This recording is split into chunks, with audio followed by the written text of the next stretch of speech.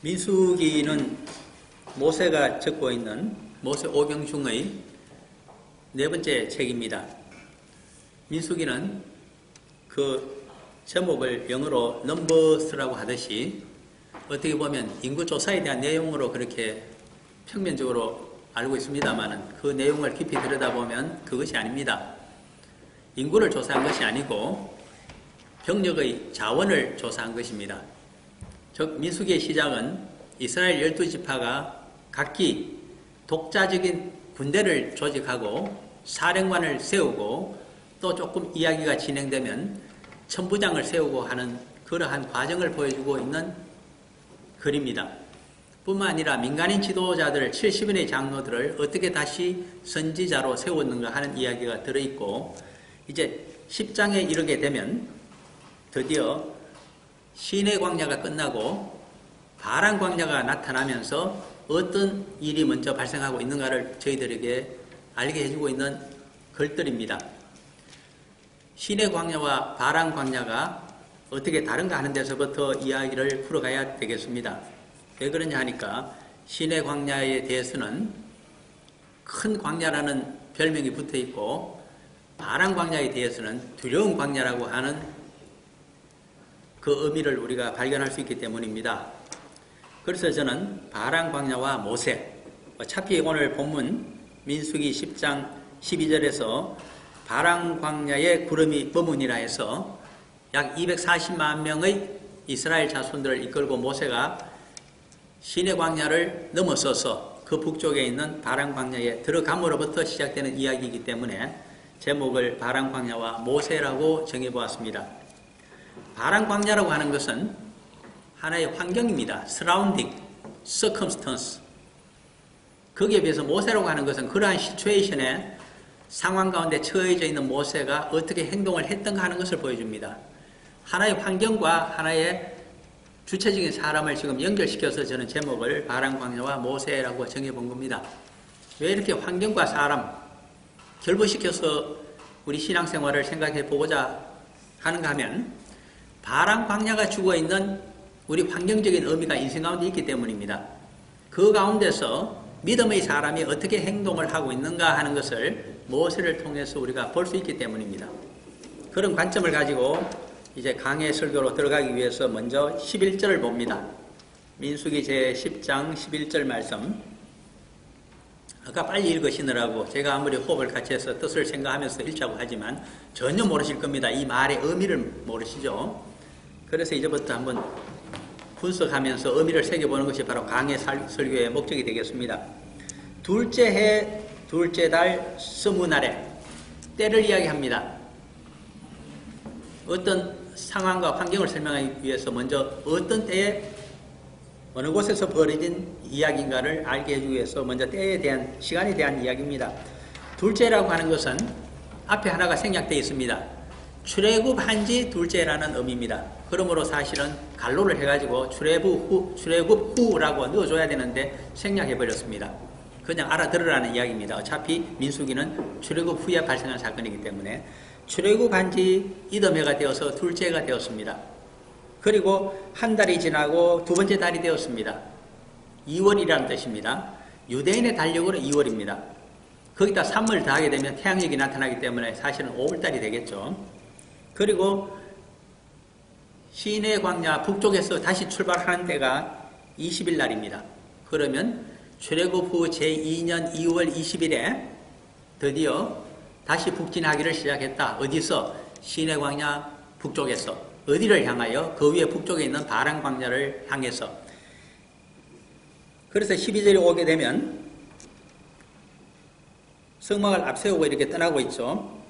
이스라엘 자손이 시내 광야에서 출발하여 자기 길을 가더니 목적한 대로 구름 기둥이 이끄는 대로 행진을 순조롭게 하여 바란 광야에 구름이 머물 때에 드디어 거기서 장막을 치고 정지하게 되었다. 그리고 사건이 발생한다. 그 이야기를 해주고 있습니다. 그냥 이렇게 읽어보면 뭐 시내 광야가 있고 바란 광야가 뭐 그렇게 차이가 나길래 이렇게 두 장소에 대한 의미를 생각하라고 우리에게 단어를 툭툭 던져주시는 거죠. 우리는 그냥 들을 때 시내 광야의 모양이다. 시내산에 있는 그 중심부 광야, 그거 시내 광야니까 시내 반도 안에서 지금 행진을 그 북쪽에서 했다. 그리고 시나이 반도 끝무렵에 있는 다시 시작되는 바른 광야로 들어갔다. 뭐 이 정도밖에 이해를 못한다고 하면 이 깊은 내용을 도저히 우리가 이해할 수가 없습니다. 거기에 우리를 던져놓게 되면 동서남북을 모르고 어떻게 해야 될지를, 어떻게 처신해야 될지를 우리가 모르는 거죠. 그래서 이제 먼저 설명을 좀 드립니다. 시내 광야라고 하는 것, 그것은 시나이 반도의 대부분을 차지하고 있는 광야입니다. 그러므로 그것은 굉장히 큰 광야입니다. 그것을 알기 위해서 모세가 어떻게 표현했는지를 조금 설명을 드리겠습니다. 지도를 설명하면 더 낫겠지만 우선 신명기로 가셔서 1장 19절을 한번 보시면 이때 이 바란 광야와 시내 광야에 대한 설명을 우리가 도움을 받을 수 있는 구절이 거기 있습니다. 1장 19절 신명기입니다. 한번 같이 차이시서면 읽어볼까요? 우리 하나님 여호와께서 우리에게 명령하신 대로 우리가 호렙산을 떠나 너희가 보았던 그 크고 두려운 광야를 지나 아모리 족속의 산지길로 가데스 바네아에 이른 때에, 모세는 이제 이렇게 신명기에서 다시 기술을 해줍니다. 배경사를 설명하기 위해서. 여기 보면 1장 19절 신명기입니다. 우리 하나님 여호와께서 우리에게 명령하신 대로 길을 떠났는데 우리가 호렙산을 떠나 이렇게 나옵니다. 출애굽을 해서 어디로 갔느냐? 여기서 기술하기로는 호렙산으로 먼저 갔다. 왜 호렙산으로 먼저 갔을까? 이것은 미디안 땅 르비딘 광야에 있는 호렙산입니다. 아라비아 반도에서 봤을 때 서북부에 있는 것이고 시내 반도에서 보게 되면 거기 동쪽 건너편에 있는 것이 바로 미디안 땅입니다. 미디안 땅에는 묘하게도 나중에 중심 도시가 하나 생깁니다. 그 이름이 메디나입니다. 메디나가 왜 유명하냐 하면 아라비아 반도에서 마호메의 교가 시작은 메카에서 됐지만은 거기서 쫓겨나서 그 메디나에서 세력을 얻어가지고 군대를 조직해서 남하를 해서 메카를 점령함으로 해서 아라비아 전체 유일신 종교가 마호메 종교가 되는 과정을 우리가 역사에서 볼 수 있습니다. 주후 6세기 초반의 일입니다. 바로 그 메디나가 어디냐 하니까 미디안 땅에 있습니다. 미디안 땅에서 40년 동안 처가살이 하면서 양치기 생활을 했던 자가 바로 모세입니다. 그가 이거를 적고 있습니다. 그러므로 그가 여호와 하나님에게서 출애굽의 주역으로 선택이 되어지고 사명을 부여받은 장소가 어디냐 하니까 바로 이 미디안 땅 서쪽에 있는 르비딘 광야의 가장 큰 산 호렙산이었습니다. 그러면서 출애굽기 3장 12절인가 가게 되면 너를 출애굽의 일꾼으로 보내줄 텐데 출애굽에 성공하게 되면 백성들을 이끌고 어디로 오라? 이 호렙산에 오는 것이 1차적인 너의 사명이라고 그렇게 사명을 부여해 줬습니다. 그 말씀 그대로 구름 기둥이 인도를 해주기 때문에 어디로 왔는가? 호렙산에 가장 먼저 온 겁니다. 그것이 신명기 1장 19절에 있는 첫 번째 의미입니다. 그 다음에 호렙산을 떠나 너희가 보았던 크고 두려운 광야를 지나 아모리 족속의 산지길로 가데스 바네아가 바란 광야 제일 끄트머리에 있는 유명한 지명입니다. 거기까지 왔다는 겁니다. 잘 보셔야 됩니다. 호렙산을 떠나 시내 광야와 바란 광야를 지나게 되었다. 이게 무슨 말씀이냐 하니까 시나이 반도의 중심부가 전부 시내 광야입니다. 그런데 애초에 백성을 끌고 갔던 곳은 시내 반도 동쪽에 있는 아라비아 땅의 서북면에 해당하는 그곳 미디안 땅이었습니다.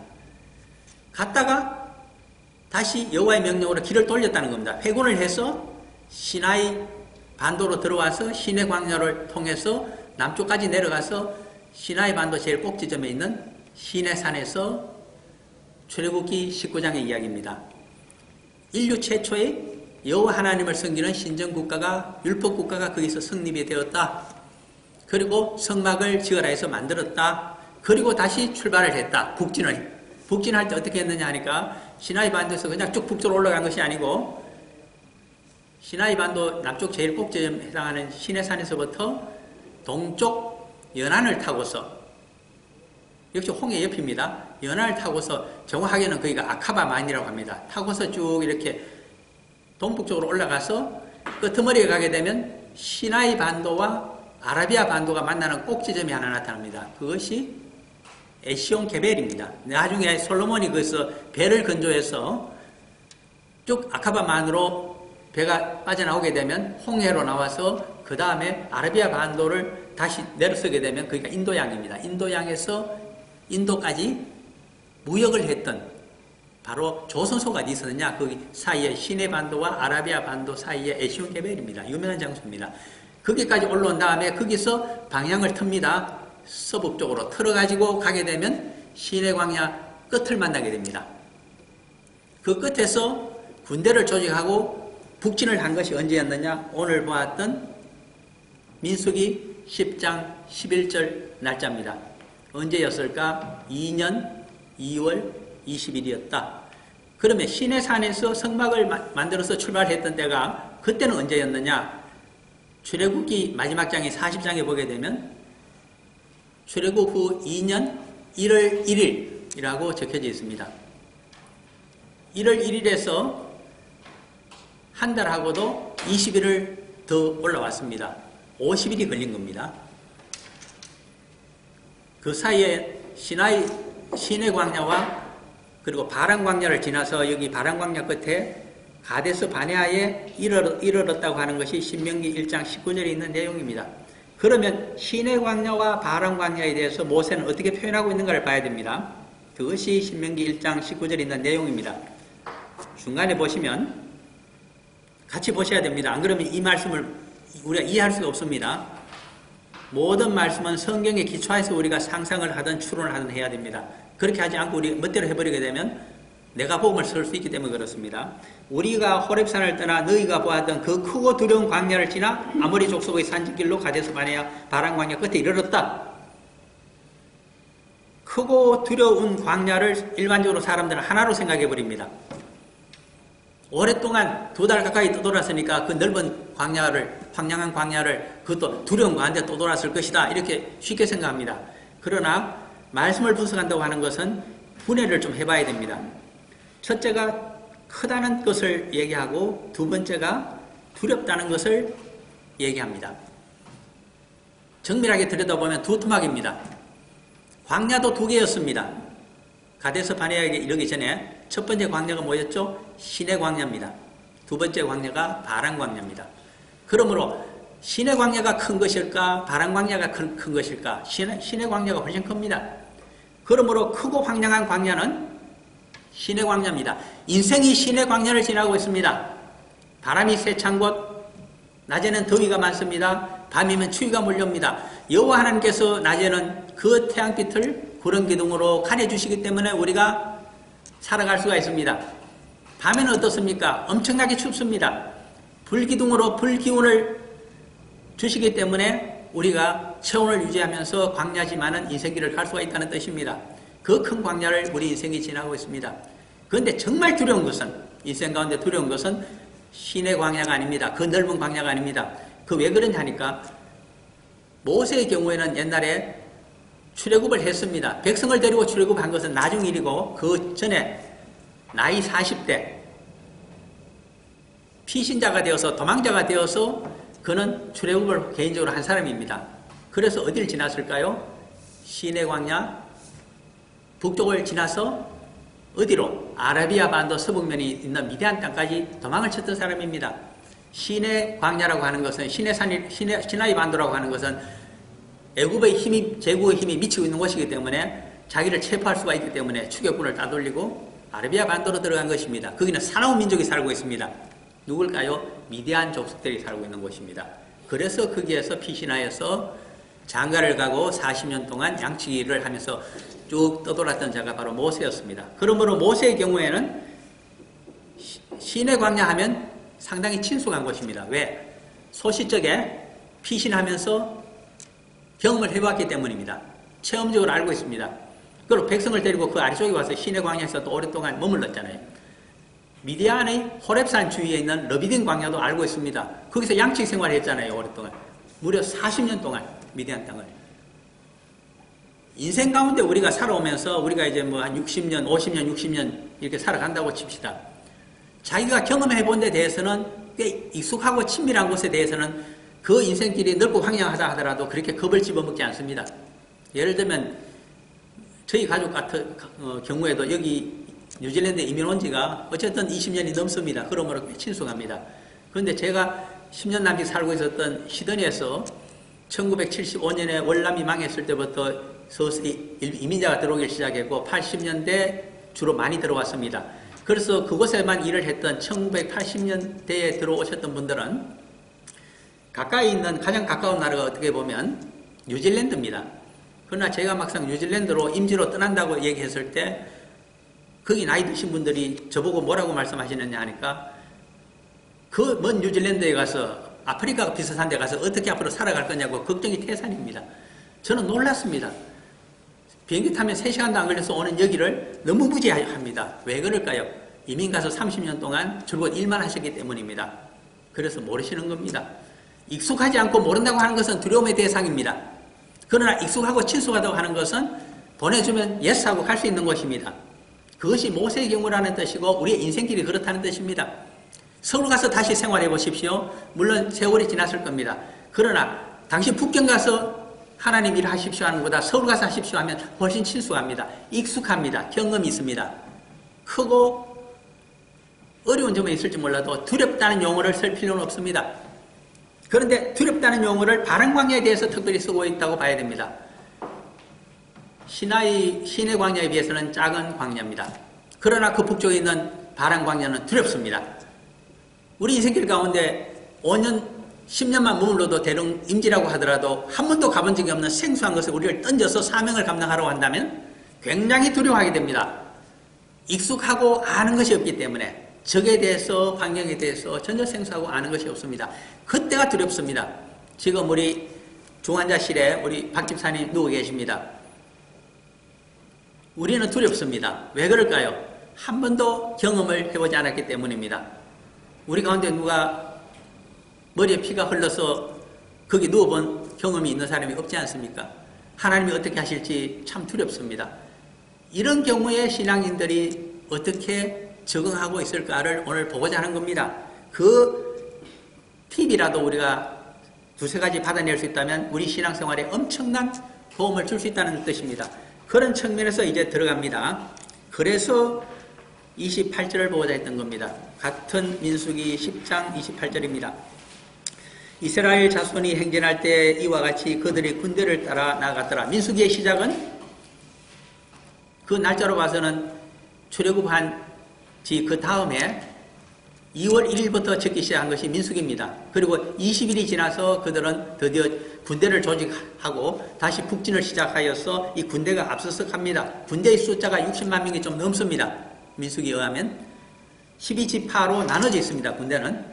그래서 그것은 4개의 진영으로 되어서 이렇게 1대 2대 그리고 레위인들이 성막을 분야해서 나르고 있고 그 뒤를 3대 4대가 이렇게 군대가 호위하면서 올라가고 있는 형국입니다. 그렇게 28절에 보면 이스라엘 자손이 행진할 때에 이와 같이 그들이 군대를 따라 나갔더라. 민간인들은 그 군대를 따라갑니다. 자기 지파의 군대를 따라서 행진을 합니다. 언제라도 적과 마주칠 전투태세를 갖추면서 북진을 하고 있다는 뜻입니다. 그런데 불행한 것은 그들에게 전혀 난생 처음으로 마주치는 광야가 새로운 광야가 나타났습니다. 그것이 바람 광야였습니다. 그럴 때 모세가 최고 지도자인 모세가 하고 있는 것이 29절에서부터 31절까지입니다. 다시 봅니다. 바람 광야에서 모세가 첫 번째 하고 있는 액션입니다. 군대를 앞세우고 갔으면서도 그는 두려워합니다. 그래서 모세가 29절입니다. 모세의 장인 미디안 사람 르우엘의 아들 호밥에게 이르되 여호와께서 주마하신 곳으로 우리가 행진하나니 북진을 계속하고 있기 때문에 바람 광야가 지나면 신광야가 나타나고 사실은 진이라고 발음해도 됩니다. ZIN입니다. 이 경우는 신광야라고 표시하고 있는 곳은 참고삼아 말씀드리면 모세 오경에서 두 군데입니다. 하나는 시나이 반도 서쪽입니다. 거기서 출애굽해서 쭉 내려올 때에 엘림이라고 하는 오아시스가 있었습니다. 거기서부터 시내산까지의 펼쳐져 있는 그 광야를 신광야라고 불렀습니다. 그것은 SIN이라고 하는 와일드니스, 웨이스트랜드 그런 뜻입니다. 신광야, 그건 정확하게 신광야입니다.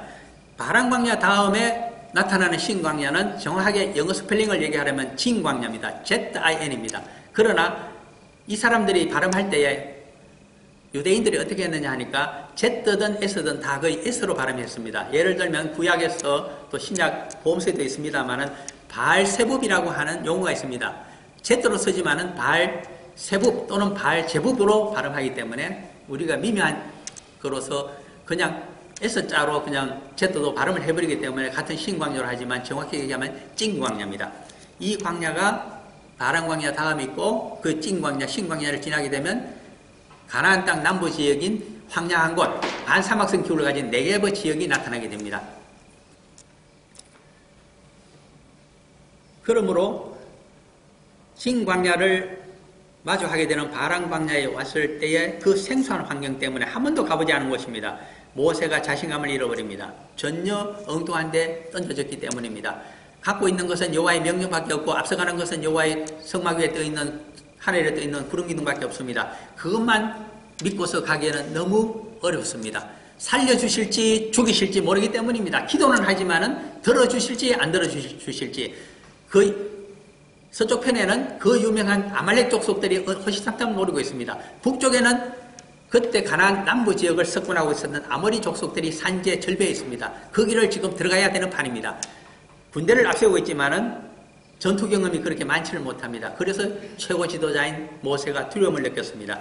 나에게 도움을 줄 수 있는 여호와 하나님 빼고 인간적으로 뭐가 있을까 주위를 둘러봤더니 딱 한 사람이 있었습니다. 그 자의 이름이 29절에 적혀져 있습니다. 아주 가까운 사이입니다. 모세가 모세의 장인 미디안 사람 르우엘의 아들 호밥에게 이르되, 바로 호밥입니다.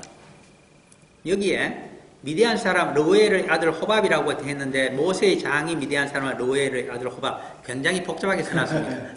그런데 이 호밥에 대해서 알기 위해서는 미디안 장인에 대해서 기술한 것을 사사기에서 조금 볼 필요가 있습니다. 사사기 1장으로 가보시기를 바랍니다. 이 말이 무슨 말인가를 좀 알기 위해서 사사기 1장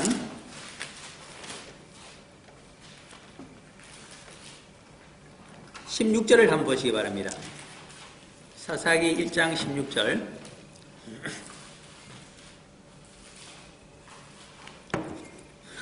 시간을 아끼기 위해서 그냥 같이 봅니다. 모세의 장인은 개인 사람이라 그의 자손이 유다 자손과 함께 종려나무 성읍에서 올라가서 아란 남방과 유다 황무지에 이르러 그 백성 중에 거주하니라. 모세의 장인은 겐 사람이라고 이야기합니다. 겐 족속이 나타납니다. 생전 처음 듣는 족속 이름인지 모르겠습니다만은 겐 족속은 굉장히 흥미로운 족속입니다. 두 가지의 정체성을 갖고 있기 때문입니다. 첫 번째 정체성은 뭐냐 하니까 그들의 주업이 대장장입니다. 그런데 이 사람 두 번째 특징은 뭐냐 하니까 정체성은 떠돌입니다. 쉽게 설명하자면 집시 부족입니다. 그들이 겐 족속입니다. 어디 가든 그 사람은 다른 족속과 어울려 살 수 있는 족속입니다. 왜? 기술을 갖고 있기 때문에. 대장간을 운영할 수 있습니다. 농기구를 만들어 줄 수 있고 필요하면 변기를 만들어 줄 수 있는 사람들입니다. 어디 가든 웰컴입니다. 그렇기 때문에 그들은 인생을 떠도는 사람들입니다. 마차를 타고서. 이 옛날에 집시라고 보면 됩니다. 이 겐 사람이 그러면 어떻게 모세의 장인으로 표기가 되고 있는가? 이것이 어머니입니다. 그래서 학자들이 연구합니다. 사사기 4장에 또 나타나는데 정확히 이렇게 적고 있기 때문입니다. 4장 11절 정도로 한번 가보시면 잘 보셔야 됩니다. 사사기 4장 11절 읽어볼까요? 모세의 장인 호밥의 자손 중 겐 사람 헤벨이 떠나 게데스에 가까운 사나님 상수리 나무 곁에 이르러 장막을 쳤더라. 모세의 장인인 호밥 이렇게 나타납니다. 호밥이 그럼 모세의 장인 이드로란 말입니까? 학자들은 일부는 그렇다고 또 생각합니다. 그런데 족보를 많이 출애굽기에서 맞춰보면 이드로의 이름이 두 가지입니다. 첫째는 미디안 제사장 르우엘로 나타나다가 3장에 가게 되면 이드로로 나타납니다. 이게 두 가지인 줄 알았더니 또 여기서는 호밥이라고 또 나타납니다. 이름이 세 개란 말인가? 두 개까지는 있지만 세 개인 경우는 잘 없습니다. 그래서 이제 학자들이 연구합니다. 묘한 것은 이것을 해결해 줄, 이게 지금 히브리어로 적혀져 있습니다. 히브리어 단어가 어떻게 되어 있냐 하니까 옛날에는 모음이 없이 전부 자음입니다. 여기서 사용되는 단어를 우리가 알파벳 철자로 그냥 로마식 철자로 옮기게 되면 H, T하고 N 세 자입니다. H자에 해당되는 글자, T자에 해당되는 글자, 그리고 N자에 해당되는 글자. 물론 발음은 다 틀립니다만은 모음 없이 HTN으로 되어 있기 때문에 두 가지로 발음을 할 수가 있습니다. 하나가 호텐으로 발음할 수가 있습니다. 호텐이라고 하면 장인입니다. 또 하나 발음이 가능합니다. 아 발음을 해주면 됩니다. 하탄. 하탄이면 처남입니다. 그래서 헷갈리는 겁니다. 나중에 모음을 거기다가 부기를 할 때에 호로 부기를 해주게 되면 장인이 되어버리고 호텐이, 그리고 아 발음으로 모음을 집어넣게 되면 하탄이 돼서 처남으로 나타납니다. 이것이 어려운 점입니다.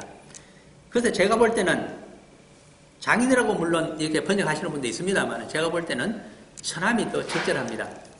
그렇다면 이제 문제가 됩니다. 출애굽기에 의하게 되면 딸이 많아서 장인 이드로가 딸만 있었잖아요. 첫 번째 딸을 그 유명한 시보라를 아내로 줬잖아요. 모세에게. 그러면 처남이 왜 나타납니까? 그래서 우리가 성경을 같이 비교를 해봐야 됩니다. 우리 수십 년 전으로 한국으로 되돌아가게 되면 그 집안의 족장이라든가 안 그러면 가문의 장, 특히 가장이 누가 됐느냐 하니까 남자입니다. 호적이 그렇게 정리되었습니다. 호주가 남자였잖아요. 이 고대 사회는 다 압니다. 그래서 아들이 있어야 재산이 상속되고 다음대로 모든 것이 대물림 됩니다. 딸만 있다고 하는 것은 아주 비참합니다. 그래서 어떻게 했을까요? 옛날 사람들이 처벌했습니다. 늦은 나이지만 젊은 첩을 얻어서 아이를 낳습니다. 대표적으로 누가 그러냐? 창세기로 가게 되면 믿음의 조상인 아브라함이 그렇습니다. 애굽 여인, 젊은 여인 하갈, 안방마님의 몸종이었던 그녀를 안방마님 사라가 보내줬기 때문에 하갈에게서 서장자를 얻습니다. 이스마엘입니다. 모세는 어떻게 했을까요? 아들이 둘이 있었습니다. 시보로와의 사이에.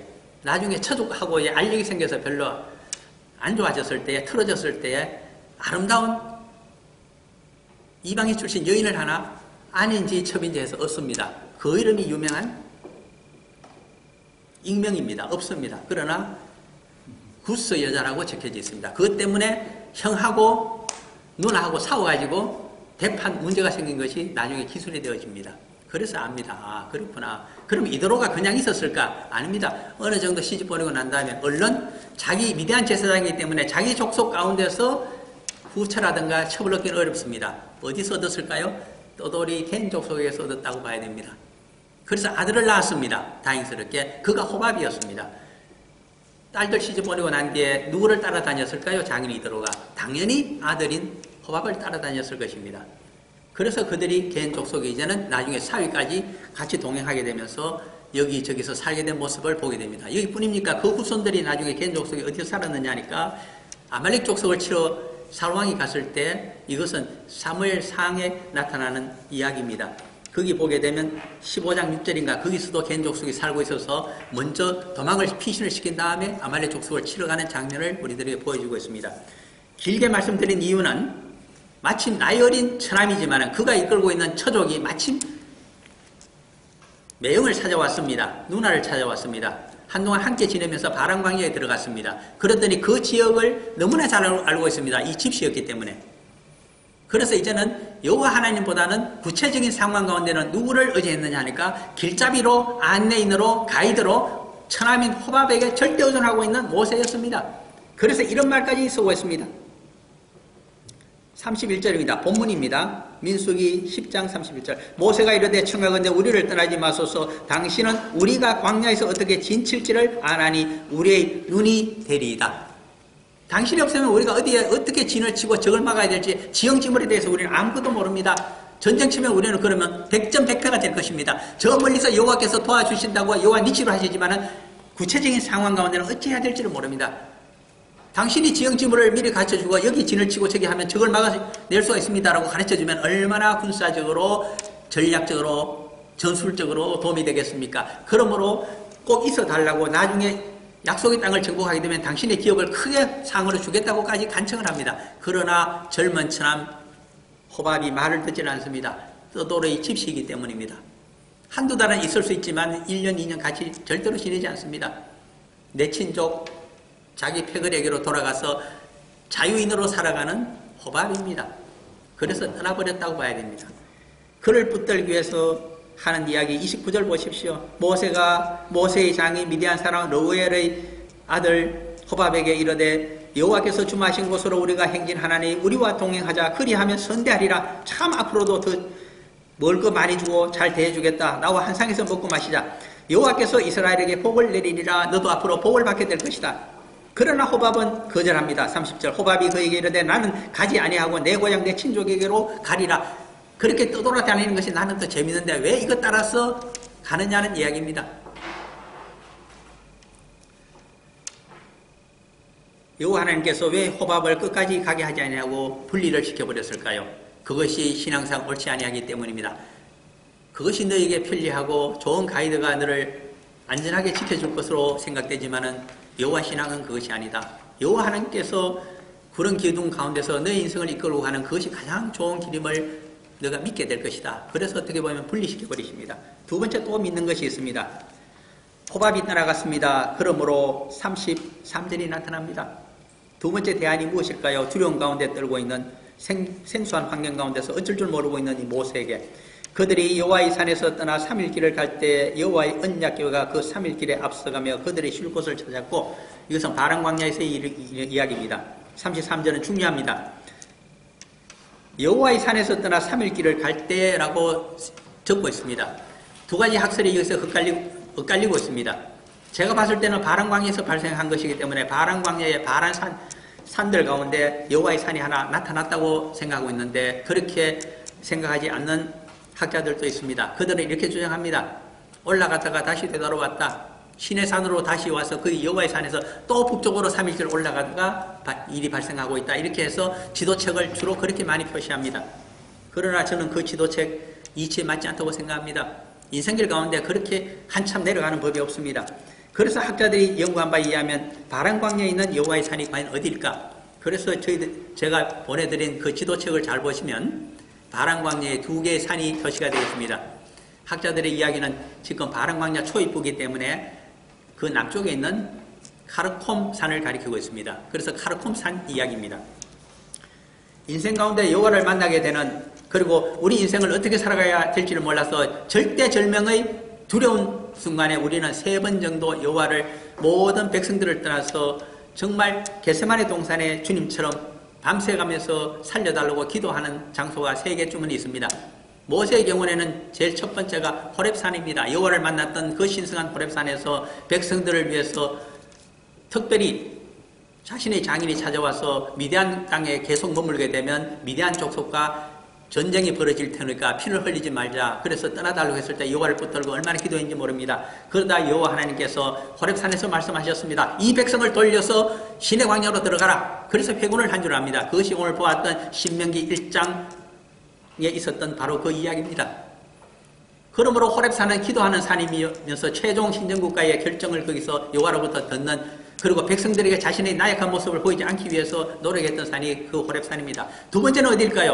백성들이 시내산에서 신정국가가 성립되었을 때 모세의 등을 떠다 밀었습니다. 여호와께서 우리에게 직접 말씀하시거나 얼굴을 보이시게 되면 우리는 다 죽게 된다는 것입니다. 피조물이기 때문에 두렵습니다. 그래서 당신 혼자 시내산 꼭대기에 올라가서 여호와를 만나고 말씀을 율법으로 전해주면 우리가 법률인 줄 알고 잘 지키겠습니다 해서 거기서 율법국가가 성립이 됩니다. 그러므로 시내산이라고 하는 것은 여호와의 산입니다. 실제로 거기에 출애굽기 19장에 보시면 강림하시기 때문입니다. 두 번째 인생 가운데 만나는 그것은 시내산입니다. 호렙산은 사명을 받은 산이라고 한다면 시내산은 여호와 하나님의 강림을 맛보고 우리가 백성들에게 전해줄 이야기를 듣는 것이 바로 성경 공부를 하는 것이 어떻게 보면 시내산입니다. 세 번째 나타나는 바란 광야에 있는 이 산 카르콤산은 무엇일까요? 일명 바란산으로 불리고 있는 이 산은 인생 가운데 얼마나 두려운지 모릅니다. 전혀 알 수 없는 환경 가운데 던져져 있습니다. 인간적으로 의지했던 가이드마저 떠나버리고 없습니다. 그때 올라가서 기도해야 될 장소가 바로 이 여호와의 산 세 번째 나타나는 바란산입니다. 카르콤이었든 아니든 좋습니다. 이 바른 산이 우리들의 인생 가운데 있느냐는 의미입니다. 지금 누워서 어떻게 될지 모릅니다. 생사의 갈림길이 있습니다. 그때 우리가 붙들고 기도할 수 있는 산, 바른 산입니다. 살려주시기 바랍니다. 이 두려운 것을 통과할 수 있도록 해주시기 바랍니다. 여호와만을 의지하고 구름 기둥을 따라서 저 희미한 멀리 하늘에 있는 저 구름 기둥만을 따라서 제가 이 생길을 갈 수 있을지 없을지 좀 더 구체적으로 말씀해 주시기를 바랍니다. 더욱 보호해 주시기를 바랍니다. 살려주시기를 바랍니다. 그 장소가 바른 산이라는 뜻입니다. 거기에서 두려운 모습을 보이지 않기 위해서 백성들을 피해서 올라가서 다시 기도한 자가 모세입니다. 세 번째 신앙 회복의 방법이 나타나 있습니다. 33절 보시면 민수기 10장입니다. 그들이 여호와의 산에서 떠나 3일길을 갈 때 여호와의 언약궤가 그 3일길에 앞서가며 그들의 쉴 곳을 찾았고 34절 그들이 진영을 떠날 때 낮에는 여호와의 구름이 그 위에 덮였었더라. 구름 기둥은 앞서가고 그 뒤에 언약궤가 뒤따라가고 있습니다. 그런데 모세가 어떻게 구체적으로 기도하는가가 진중에서 어떻게 기도하는가 행정 가운데 어떻게 기도하는가가 나타나 있습니다. 이것이 중요합니다. 35절과 36절입니다.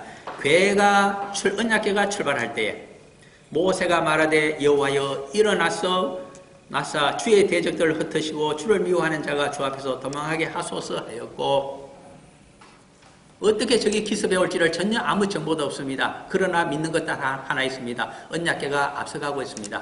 그러므로 언약궤를 계시는 여호와의 말씀과 여호와의 신께서 일어나셔서 이제는 우리를 위해서 싸워주십시오. 적들을 먼저 흩어버리시고 적군을 전부 막아주시고 도망가게 해주시옵소서. 믿는 것은 60만 대군이 아니라 여호와 군대의 그 힘밖에 없습니다. 그것을 간절히 기도하는 자가 그날 행진을 시작할 때 기도하는 자가 모세였습니다. 이 기도가 우리에게 필요합니다. 아침에 어떻게 해서 이 자리에 나오십니까? 기도하셔야 됩니다. 오늘 하루 내가 살지 죽을지 원수가 나를 노리고 있는데 어떻게 영적으로 승리할지 저는 알 수 없습니다. 그러나 여호와께서 일어나셔서 나에게 앞서가시면서 나를 보호하시고 그들을 이길 수 있는 힘을 주시고 그들을 흩어버려 주시옵소서. 그 기도가 인생 가운데 반드시 매일 있어야 된다는 뜻입니다. 하루가 저뭅니다. 여호와께서 언약궤를 구름이 언약궤 위로 내려오면서 거기에 진을 치라고 합니다. 그때 36절의 기도가 나타납니다.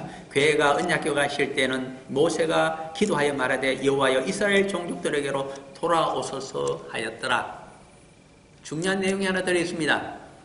모세의 생각은 우리들의 생각과 틀릴 수가 있습니다. 모든 이스라엘 자손들은 모세 이후에도 이 구약 히브리 정경을 설명할 때 선민사상으로 일관해서 설명했습니다. 아주 이기적으로 현세적으로 그들은 이해했습니다. 선민만을 구원하시고 선민만을 보호하시고 선민을 위해서만 성막에서 언약궤에서 임재하시는 여호와 하나님으로 그들은 가정했습니다. 그러나 모세는 그렇게 생각하지 않습니다. 이 세상 모든 백성들이 다 선지자가 되고 직접 여호와를 만나는 신앙인이 되어서 온 세상을 여호와 하나님의 나라로 만드시기를 원하는 여호와의 뜻을 그가 알고 있었던 사람입니다. 그러므로 언약궤에만 계시지 아니하시고 세상 모든 족속들에게 그들을 살리기 위해서 역사하시는 여호와 하나님으로 보셨기 때문에 여기서 여호와여 이스라엘 종족들에게로 돌아오소서라는 기도가 가능합니다. 얼마나 세상 모든 만민을 구원하시기 위해서 바쁘신 여호와이십니까? 그러나 이제는 우리가 어두운 밤 가운데 적들의 한가운데 놓여 있사오니 우리에게 돌아오셔서 우리를 더 튼튼하게 지켜주시옵소서. 그 기도가 여기 들어있다는 뜻입니다.